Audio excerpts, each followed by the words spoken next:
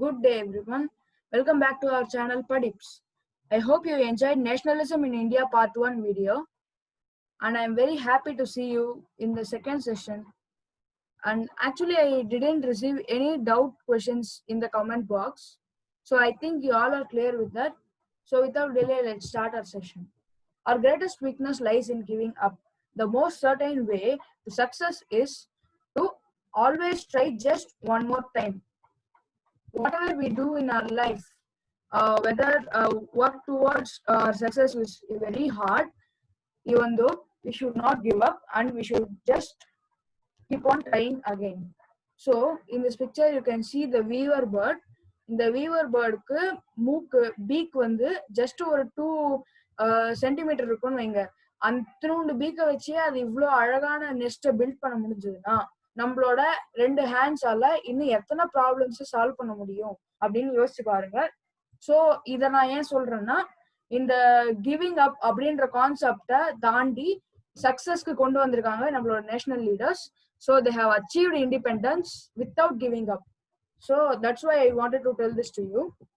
So first 2 parts I think you have seen in the first video, and next 2 parts we are going to see in this video, and I am not going to make any timeline for you in this video, and you are going to type the timeline in the comment box after watching this video, right? Goodness in civil disobedience, united we stand, divided we fall. This is what we are going to see in this video. So what happened in the end of last video, previous video, after non-cooperation movement was called off, Chauri Chaura happened, so that the non-cooperation movement was called off. That is, it was cancelled. So what is going to happen next? So after this non-cooperation movement was called off, that is after Chauri Chaura, there was a party formed named Swaraj Party, which was formed by C.R. Das and Motilal Nehru. So அவங்க 2 பேர் தான் இப்போ பேக்ரவுண்ட்ல பிக்சர்ல இருக்காங்க. So இதுக்கப்புறம் many educated people were led by Jawaharlal Nehru and Subhash Chandra Bose. So இந்த பார்ட்டியில வந்து நிறைய எஜுகேட்டட் பீப்புள் லீட் பண்ணவங்க இவங்க 2 பேர் தான்.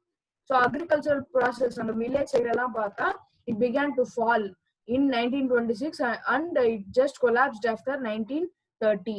So 1930க்கு அப்புறம் பாத்தீங்கன்னா அந்த டைம்ல எல்லாம் இந்த கண்ட்ரி சைடுல, அதாவது வில்லேஜஸ்ல ரொம்ப கன்ஃபியூஷனா இருந்தது. Turmoil means confusion. So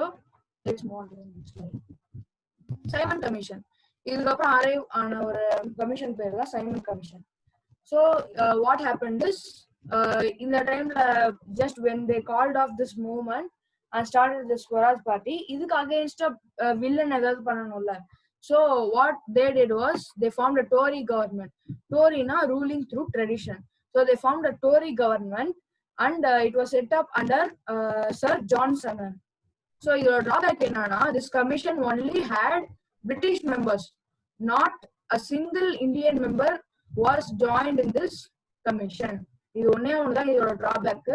So people, what they did, they just protested. You can see in this picture, they just protested with the slogan, "Go back, Simon." That's it. Next, Lahore Congress. The people when they just protested, this man, actually he is Viceroy Lord Irwin. He formed Congress. He wanted to do something with this. So அவர் என்ன பண்ணாரு, in 1929 இந்தியாவுக்கு வந்து ஒரு opportunity கொடுக்குறோம், அதாவது அவங்க future கான்ஸ்டிடியூஷனை build பண்றதுக்கு அவங்களையும் நாங்க ரவுண்ட் டேபிள் கான்ஃபரன்ஸ்க்கு கூப்பிட்டு டிஸ்கஸ் பண்றோம் அப்படின்னு சொன்னாரு. ஆனா நம்மளோட கான்ஸ்டிடியூஷனை எழுதுறதுக்கு நமக்கே உரிமை இல்லாத மாதிரி அவர் பேசிட்டு இருந்தாரு. Leaders where not satisfied with this move. ஏன் யாருமே சாட்டிஸ்ஃபை ஆகல அப்படின்னா, லார்ட் இர்வின் வந்து இந்த ஃபியூச்சர் கான்ஸ்டிடியூஷனை ஃப்ரேம் பண்றதுக்கான மொத்த ரைட்ஸும் இந்தியன்ஸ் கிட்ட கொடுக்கவே இல்லை. ஜஸ்ட் அவங்களுக்கு கூட சேர்த்துக்கிறேன். they just told that they will give some dominant status in the assembly. ஆனா he did not give the whole freedom to Indian people. So Jawaharlal Nehru, what he did was he demanded a Purna Swaraj na complete independence. So அது எப்போ பண்ணாருன்னா December 1929 லாகூர் காங்கிரஸ்ல. அப்புறம் இன்னொன்னு declare பண்ணாரு. Just note down this date. 26th Jan 1930 would be celebrated as Independence Day. Actually இப்போ நமக்கு அது Republic Day, but he told that this would be their Independence Day. So Mahatma Gandhi வந்து பீப்புள் கிட்ட இந்த ஐடியாலாம் போய் சீக்கிரமா சேர்றதுக்காக இத he thought that he would relate this abstract idea of freedom to everyday life. பீப்புளோட எவ்ரிடே லைஃபோட இணைக்கும் போது தான் பீப்புளுக்கு ஈஸியா புரிய வரும். ஸோ அவர் என்ன பண்ணாரு, இர்வினுக்கு ஒரு லெட்டர் அனுப்பிச்சாரு. ஆன் 31st January 1930 இவர் வந்து he sent a letter stating 11 demands. அவர் வந்து ஒரு 11 demands மட்டும் மென்ஷன் பண்ணி அனுப்பிச்சாரு. அதுல பாதி வந்து ஜெனரல் இன்ட்ரெஸ்ட் தான், அதாவது பொதுவா எல்லாருக்கும் இருக்க பிரச்சனைய மென்ஷன் பண்ணி அனுப்பிச்சிருந்தாரு. ஸோ அதுல ஒண்ணுதான் வந்து அபாலிஷன் ஆஃப் சால்ட் டேக்ஸ். நம்ம வந்து ஒரு மனுஷனோட வாழ்க்கைக்கு தேவையானது உணவு, உடை, இருப்பிடம். இதுல உடைக்கோ இருப்பிடம்க்கோ நம்ம மத்தவங்க கையேந்து நிக்கிறதுல எந்த தப்பும் கிடையாது. ஆனா உணவு நம்ம கையேந்து நிற்கும் போது அதை பிச்சைன்னு சொல்றோம். அது மட்டும் நம்ம வாழ்க்கையில இருக்கவே கூடாது. அப்படியேப்பட்ட உணவையே நாங்க வந்து அவங்க உற்பத்தி பண்ற உணவையே அவங்க காசு கொடுத்து வாங்குற அளவுக்கு அவங்களுக்கு அவ்வளவு பிரச்சனை இருந்தது இந்த salt டாக்ஸ்னால. So he stated that if demands were not fulfilled, இதெல்லாம் இர்வினுக்கு போட்டுட்டு அனுப்புறாரு. அது கூட இன்னொரு சென்டென்ஸ் அனுப்புறாரு. If the demands are not fulfilled by 11th March, Congress would launch a civil disobedience campaign. ஒரு மூவ்மெண்ட் நாங்க கண்டிப்பா ஃபார்ம் பண்ணுவோம் அப்படின்னு சொல்லிட்டாரு அவங்க கிட்ட. ஆனா அவன் என்ன பண்ணா, இன்னும் திமிர்த்தனமா he was not willing to negotiate. So goodness in disobedience. Actually, I think teachers and parents would tell you should be obedient and etc. Ana Indian people, they used this disobedience in a right place against British. So Gandhiji vandu he wanted to start the civil disobedience campaign. So from from Sabarmati ashram, he walked for 24 days and he started with 78 volunteers. அவர் டோட்டலா அந்த 24 டேஸ்க்கு அப்புறம் கடந்தது பாத்தீங்கன்னா 240 miles கடந்திருக்காரு. So எங்க போய் முடிச்சாருன்னா Dandi is a coastal area in Gujarat. Okay, on 6th April he reached Dandi and he ceremonially violated salt law. ஒரு வழியா அவருக்கு அதை எதிர்த்து அவர் ப்ரொடெஸ்ட் பண்ணிட்டாரு. நிறைய கேதர் பண்ணாரு. This marked the beginning of civil disobedience movement.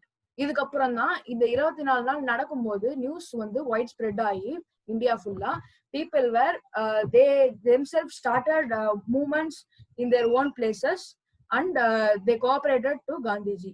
This idea spread all over India, like boycotting foreign products. People started to boycott foreign products and peasants refused to pay revenue. So next, இப்போ நம்ம ஏதாச்சும் பண்ணா hero ஏதாச்சும் பண்ணா villain கண்டிப்பா ஏதாவது பண்ணணும்ல cinema படி. So arrest of leaders and how people react to it. So British என்ன பண்ணாங்க, அப்துல் கஃபர் கான் அப்படின்றவர் வந்து காந்திஜியோட டிசைபிள், காந்திஜியோட ஃபாலோவர். ஸோ அவர் ஒரு பெரிய லீடர்னும் போது அவருக்கு கீழே இருந்த பீப்புள் எல்லாம் நிறைய இருப்பாங்க. ஸோ அப்துல் கஃபர் கானை வந்து பிரிட்டிஷ் அரெஸ்ட் பண்ணப்போ அவங்களோட ஃபாலோவர்ஸ் எல்லாரும் வந்து பெஷாவர் அப்படின்ற இடத்துல நிறைய ப்ரொடெஸ்ட் எல்லாம் பண்ணாங்க. அதுக்கப்புறம் after 1 month Gandhiji was also arrested and workers in the கோவத்துல workers what they did, they just attacked the police stations. So இதுல வந்து பாத்தீங்கன்னா மெயினா அடிபடுறது இந்த பீஸ்ஃபுல்லான சத்தியகிரகி மெம்பர்ஸ். என்னதான் நம்ம வந்து நான் வயலண்டா இது பண்ணாலும் பிரிட்டிஷ் வந்து வயலண்டா தான் நமக்கு ரியாக்ட் பண்ணாங்க. So betrayal in the name of Irwin pact. So Irwin pactனா என்ன அப்படின்னு we should know. Actually என்ன ஆச்சு, Gandhiji once again called off this civil disobedience movement. அவர் அதை கால் ஆஃப் பண்ணிட்டாரு. ஏன் அப்படின்னா Irwin told that he would create a deal called Irwin pact. அதுல வந்து அது ஃபார்ம் பண்ண டேட் வந்து 5th March 1931. He told that he would take Gandhiji to London for a round table conference. அவர் அந்த கான்ஃபரன்ஸ்க்கு காந்திஜி வந்தாருன்னா then the British government would agree to release the political prisoners. அவங்களோட prisoners, Indian prisoners எல்லாம் release பண்றதுக்கு அவங்க ஒத்துப்பாங்க Gandhiji போனார்னா. So Gandhiji what he did, he also went to London. When he returned from London in December 1931, his negotiations were broken down in conference. So our negotiations எதுக்குமே அவங்க British ஒத்துக்கவே இல்லை. So he returned disappointed. இப்போ இந்தியாவுக்கு வந்து பார்த்தா என்ன ஆகும், காந்திஜியை ஏமாத்தியாச்சு, அங்க எடுத்துட்டு போயிட்டு அங்க கூட்டு போயிட்டு நல்லா ஏமாத்திட்டு இங்க கூட்டு வந்து விட்டாங்க. So back in India when he came, he found this Abdul Ghaffar Khan and Nehru still in jail.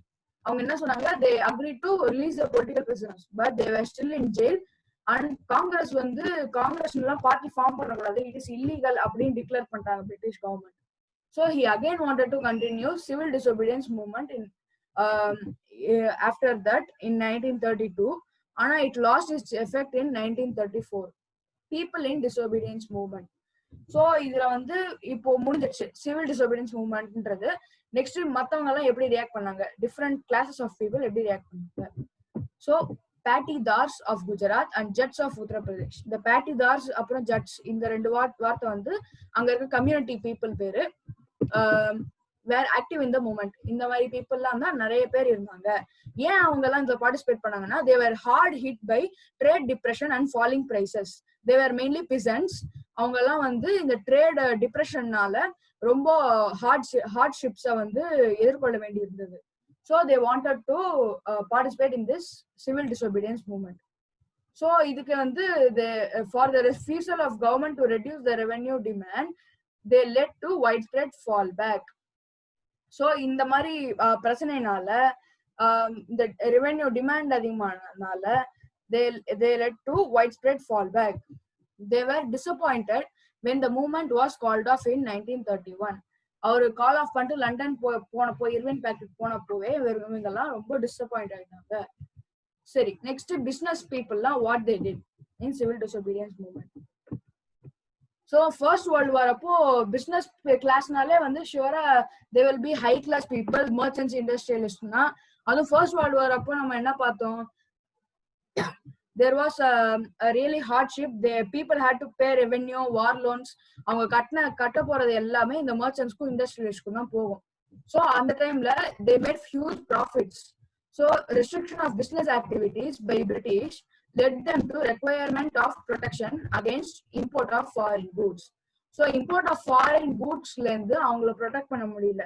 அப்போ பீப்புள்லாம் ஃபாரின் கூட்ஸ் வாங்கினதுனால இந்தியன் இண்டஸ்ட்ரியலிஸ்ட்லாம் வந்து ரொம்ப ஹார்ட்ஷிப்ஸை எதிர்கொள்ள வேண்டி இருந்தது. So they formed some community congress called Indian Industrial and Commercial Congress. இதை எப்போ form பண்ணாங்கன்னா in 1920. and they also formed FICCI in 1927. actually இதோட full form is given in book. and this FICCI was led by Purushottam Das, Thakur Das and GD Birla.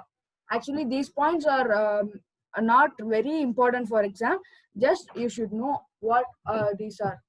So they supported this civil disobedience movement.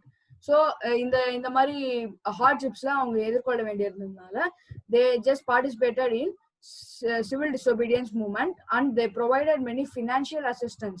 they were rich, so they provided financial assistance. So next வந்து businessmen believed that colonial restrictions on business would not exist after Swaraj, but after the failure of Round Table Conference they no longer participated enthusiastically. இந்த காந்திஜி போயிட்டு வந்துட்டு அது fail ஆயிட்ட உடனேவே அவங்களுக்குலாம் வந்து hope போயிடுச்சு, நமக்கும் விடுதலை கிடைச்சிரும், ஃப்ரீடம் கிடைச்சிரும், நம்மளோட ப்ராடக்ட்ஸ் எல்லாம் விற்கிறதுக்கு அப்படின்ற அவங்களோட ஹோப் எல்லாமே உடஞ்சு போச்சு. Many other people selectively adopted some of the ideas of Gandhian program, like people of Nagpur and Chota Nagpur tin mines. So என்னதான் நடந்தாலும் காந்திஜியோட idea started spreading all over India, and people in Nagpur and Chota Nagpur tin mines actively took this Gandhian program. Gandhiji சொன்ன ideas எல்லாமே எடுத்து they started implementing in their own areas. So next, women participation in CDM. NCMல அதிகமா நான் cooperation மூவ்மெண்ட்ல நம்ம அதிகமா woman participation பத்தி அதிகமா பார்க்கவே இல்லை. ஸோ அவங்க சிவில் டிசோபீடியன்ஸ் மூவ்மெண்ட்ல தான் அதிகமா ஆக்ட் பண்ணாங்க. In Salt March, thousands of women listened to Gandhiji. They participated in protest marches, manufactured salt and picketed foreign products. So பாதி பேர் பிரிசனுக்கு கூட போயிருக்காங்க, அதுதான் இங்க சொல்றாங்க. ஸோ சிடிஎம்ல ரொம்ப ஆக்டிவா பார்ட்டிசிபேட் பண்ணாங்க. Main high class women actually participated in urban and rural areas. So they wanted to make many services for their nation. And அதை வந்து இன்னொன்னு என்ன கன்சிடர் பண்ணாங்கன்னா, நம்ம ஒரு உமனா கண்டிப்பா தன்னோட நேஷனுக்கு கண்டிப்பா ஏதாவது இந்த மாதிரி டியூட்டி பண்ணியே ஆகணும் அப்படின்றது அவங்களோட கருத்து. Gandhiji convinced that duty of women is to look after their homes and hearth as good women and good wives. So அவர் என்ன சொன்னாரு, நாங்க இதெல்லாம் பாத்துக்கிறோம், நீங்க ஜாகிரதையா வீட்டுல போய் இருங்க as good women and good wives. So limitations, இதுக்கும் வந்து நிறைய லிமிடேஷன்ஸ் இருக்கு. நம்ம எது பார்த்தாலும் நமக்கு அட்வான்டேஜும் இருக்கு, டிஸ்அட்வான்டேஜும் இருக்கு. ஸோ இதுக்கு என்ன லிமிடேஷன் அப்படின்னு பார்த்தோம்னா, few groups of people were considered as untouchables. அப்போ இந்தியால இது ரொம்ப அதிகமா இருந்தது. Many people tried to abolish this untouchability, but it just was implemented very much later after independence. So before independence, these untouchables were in large number. They were called some were called Dalits, and but Gandhiji, what he did is he called them Harijan or children of God. அவங்கள வந்து ரொம்ப நல்ல சாக்ரேடா அவங்களுக்கு கருதி அவங்களையும் ஒரு நல்ல நிலைமைக்கு கொண்டு வரணும் அப்படின்னு நினைச்சாரு. ஸோ அவங்களோட வேலையெல்லாம் காந்திஜி செய்ய ஆரம்பிச்சாரு. He clean toilets by himself. நானும் நம்ம எல்லாருமே ஒண்ணுதான் ஒத்துமைன்றதை காமிக்கிறதுக்காக ஹி கிளீன் டாய்லெட்ஸ் ஆல்சோ. அவர் வந்து அன்டச்சபிலிட்டி ஒரு பெரிய பாவம் அப்படின்னு நினைச்சாரு. So Dalits began organising themselves. அவர் வந்து இவங்களோட அப்லிஃப்ட்மெண்ட்காக போராடினாரு. So Dalits also supported Gandhiji, and they started supporting this civil disobedience movement. Ana participation of Dalits was very less in Maharashtra and Nagpur. So இது இன்னும் முக்கியமான ஒரு question, clash between Gandhiji and Ambedkar. Actually இது ரொம்ப important இல்லைனாலும் you should know what happened at this time. Ambedkar வந்து he was the one who actually supported Dalits more. But Ambedkar demanded separate electorates for Dalits. இப்போ நம்ம ஓட்டு போடும்போது நம்ம எல்லாரும் ஒரே ஈக்குவலா தான் போடுவோம், யாருக்கும் அதிகமான ஓட்டு கிடையாது, அதெல்லாம் கிடையாது. ஆனா what Ambedkar told was he wanted separate electorates for Dalits. But what Gandhiji did was he told he will not allow this, but British actually accepted this. Why Gandhiji did not allow this is, when once they are separated from others, then till the end they will not be equal, and he cannot make this unity among people. Okay, so Gandhiji என்ன பண்ணாரு, எல்லாரையும் ஒன்றிணைக்கிறதுக்காக தலித்ஸுக்கு separate எலக்டரேட்ஸும் கிடையாது, எல்லாருக்கும் ஈக்குவலான representation தான் அப்படின்னு சொன்னாரு. So he began to fast unto death. அதாவது உண்ணாவிரதம். ஃபாஸ்ட்னா வந்து சாப்பிடாம இருக்கிறது. He believed that separate electorates for Dalits would slow down the process of integration into the society. So அவங்களையும் சொசைட்டில இணைக்கிறதுக்கு, அவங்க தனியா இருந்தாங்க, அன்டச்சபிளா இருந்தாங்க சொசைட்டில, அவங்களையும் இணைக்கிறதுக்கு ரொம்ப டைம் ஆகும் if they are having separate electorates. At last Ambedkar accepted Gandhiji, and the result was Purna Pact of September 1932. So Purna Pact வந்து செப்டம்பர் 1932ல பாஸ் பண்ணாங்க. Actually it gave depressed classes reserved seats in legislature. இப்போ உமன்ஸ்க்கு எப்படி கொடுக்குறாங்களோ லெஜிஸ்லேச்சர்ஸ்ல, அந்த மாதிரி தலித்ஸ் அந்த மாதிரி பீப்புளுக்கெல்லாமும் backward classes எல்லாருக்குமே வந்து ரிசர்வ்ட் சீட்ஸ் இருந்தது. ஸோ முஸ்லிம்ஸ் எல்லாம் என்ன பண்ணாங்க சிடிஎம்ல? NCMல பாத்தீங்கன்னா mainly Khilafat movement. In Khilafat movement many Muslims, Christians and Hindus actually unitedly participated. But after that, during the decline of NCM non-cooperation movement, Muslims were alienated from Congress. So அப்போ வந்து அவங்க ரெண்டு பேரும் கிளாஷ் ஆரம்பிச்சது. முஸ்லிம்ஸுக்கும் ஹிந்துஸ்க்கும் ஒரு பெரிய பாலமா செப்பரேஷன் இருந்தது. So in mid-1920, Congress came to be more visibly associated with Hindu religious nationalist groups. This was also another reason why Muslims and Hindus were not united. Muslims saw that Congress is supporting the Hindu religion mostly because it supported this Hindu Mahasabha. For example, and as a result relation between Hindus and Muslims worsened. ஓகேவா? So இப்போ clash வந்து பிரிட்டிஷ்க்கும் இந்தியன்ஸ்க்கும்ன்றதை விட Hindus and Muslims had a lot of clash during that time.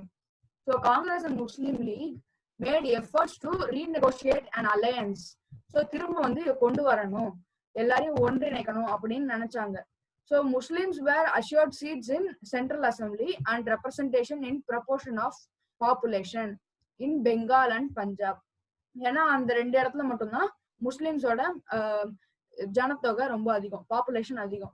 So next, the resolution of this issue was totally shattered in 1928 by M.R. Jayakar of Hindu Mahasabha, as he strongly opposed this at all parties conference. So இவருதான் வந்து இவர் பெரிய ஒரு பாலமா இருந்தாரு ஹிந்து முஸ்லிம் இஷ்யூவை solve பண்றதுல. இவருதான் ஒரு main ரோலை play பண்ணாரு. So last topic, almost we completed the lesson. This is the last topic. The concept of nationalism spread when people began to believe that they are all part of the same nation. So they had some symbols. For example, they had many cultural movements which made them feel united. For example, ஹிஸ்டரியில எல்லாம் ஒன்னா இருக்கும் அப்படின்னு நம்ம படிச்சே வந்து இப்போதைய history நம்ம படிக்கிறது என்ன, nationalism in India, they work very United. So அதை கன்சிடர் பண்றப்போ நம்மளும் யுனைடடா இருக்கணும் அப்படின்னு நம்ம கத்துக்கிறோம். ஸோ ஃபிக்ஷன், ஃபோக்லோர், நம்ம கதையை கேட்கறது, அந்த பாட்டு பாடுறது, நாட்டுப்புற பாடல்கள், இந்த மாதிரி பாட்டு எல்லாமே அவங்க எல்லாரையும் ஒன்றிணைச்சது. ஸோ மெயின் ஐடென்டிட்டி, மொத்த நேஷனுக்கும் ஒரே ஐடென்டிட்டி அப்படின்னு இருக்கிறது வந்து என்னன்னா ஒரு human figure and a flag. இந்த ரெண்டு தான் வந்து was the main identity of nation throughout the nation. So people's contribution towards collectiveness, what people did in the human figure காகவும் flag காகவும். Image was created by Bankim Chandra Chattopadhyay and named Bharat Mata. So Bharat Mataவோட இமேஜை இவர் தான் create பண்ணார், பங்கிம் சந்திர Chattopadhyay. In 1970s he wrote Vande Mataram, which was later included in his novel Anandamath. So இந்த அவர் எழுதின நாவல் பேரு ஆனந்தமாத். இதுல அவர் Vande Mataram include பண்ணிருக்காரு. So யார் வந்தே மாதரம் எழுதினது? பங்கிம் சந்திர சட்டோபாத்யாய் அவர் தான். So what Abanindranath Tagore painted his famous image of Bharat Mata. He was the first one to paint the image of Bharat Mata. He just Bankim Chandra Chattopadhyay just explained how Bharat Mata would be and just expressed through words, but Abanindranath Tagore only painted the image of Bharat Mata at first. Bharat Mata is portrayed as an ascetic figure. She is calm, composed, divine and spiritual. So idhula satyagrahoda idea la kondu vandanga, calm, composed. So she is just looking calm, which makes the people calm, and she is divine, which makes the people united. Next, Rabindranath Tagore himself collected ballads, rhymes and myths and led to the movement of folk revival. இந்த மாதிரி folk எல்லாம் அவர் வந்து திரும்ப கலரி எடுக்க people just felt united through the old songs. Okay, just we should remember all the names: Rabindranath Tagore, Abanindranath Tagore, Bankim Chandra Chattopadhyay, and their contributions towards collectiveness. Next, in Madras, Natesha Shastri அப்படின்றவர் he published 4-volume collection of Tamil folklores. So தமிழ்நாட்டில் இருக்காரு அவர் வந்து தமிழ் பழைய கதையெல்லாம் வந்து எடுத்து அவர் ஒன்னா சேர்த்து பீப்புளுக்கு அவர் ப்ரீச் பண்ண ஆரம்பிச்சாரு. During Swadeshi movement in Bengal, a tricolor flag with red, green and yellow was designed with 8 lotus under crescent moon representing Hindu Muslims. 8 lotus வந்து ஹிந்துஸையும் crescent moon முஸ்லிம்ஸையும் represent பண்ற மாதிரி ஒரு flag ரெடியா இருந்தது with red, green and yellow. You should note this down because 2 flags are there. In 1921, Gandhiji designed another flag, Swaraj flag, with red, green and white with a spinning wheel in the center. So on the spinning wheel வந்து it was representing self-help. So நமக்கு நம் கையே உதவி அப்படின்றது தான் self-help. Other Indian philosophers wrote about ancient architecture, art, science, மேக்ஸ்னு எல்லா கல்ச்சரையுமே பரப்ப ஆரம்பிச்சாங்க. So we are now to the end, towards the end of the lesson. So I expect you to type the timeline in the comment box, and I think and I hope you understood what I taught, and I am very happy to complete this story that we will end with hero's victory and villain's destruction from India. So this lesson ends. So next lesson I think I will be continuing with print culture and modern world. Stay tuned, subscribe our channel Padips, and click the bell icon. Watch our videos continuously. I'll be waiting for you in the next video. Thank you.